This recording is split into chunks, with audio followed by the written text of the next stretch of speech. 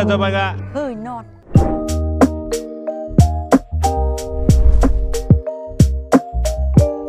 Xin chào tất cả anh chị và các bạn. Bảo Ngọc đang ở trong cái khu tiện ích ở trong khu C Xanh Village. Nhưng mà anh chị có thể thấy là ở đây chủ đầu tư đang thiết kế những cái sân tập bóng rổ. Bên cạnh này thì chúng ta sẽ có vài cái 3 cái sân pickleball.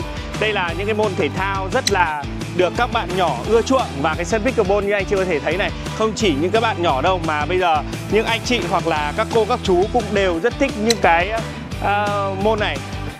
Thì với cái khu sân pickleball ở vị trí trung tâm như thế này thì ở xung quanh đây thì Bảo Ngọc đang